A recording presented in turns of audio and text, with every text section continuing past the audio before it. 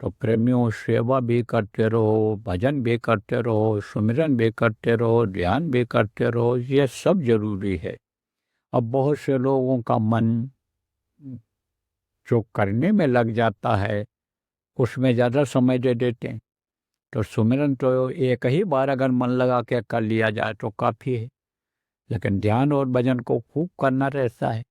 लेकिन करना दोनों जरूरी है, या तो एक में ज़्यादा आगे बढ़ जाओ तो आपको वो रूप दिखाई पड़ने लग जाएं अंदर के, वो धनियों के रूप दिखाई पड़ने लग जाएं, तो वो जो जो धनी का रूप है वो जब देखोगे तो वो उनकी जो आवाज़ है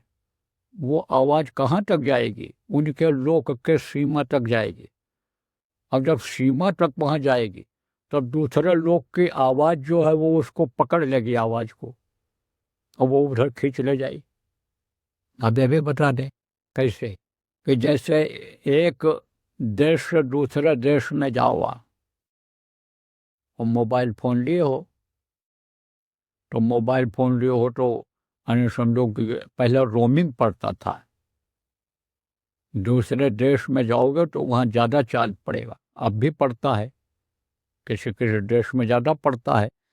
अब वहाँ का ट्रांसमीटर अगर खींच लिया उसको, आपकी आवाज़ को, तो पैसा आपके उसमें से कट जाएगा,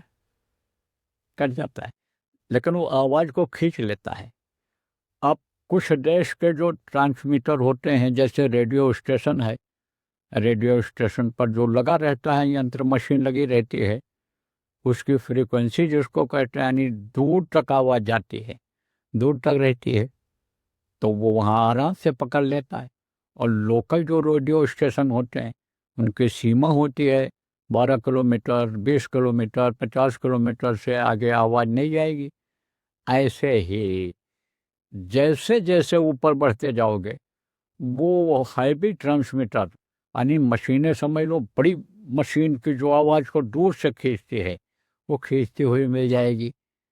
तो वो आवाज़ अगर एक भी इनमें से मिल जाएगी और आप कोशिश करते रहोगे तो वही आवाज़ खींच करके आप में दे मिलाए,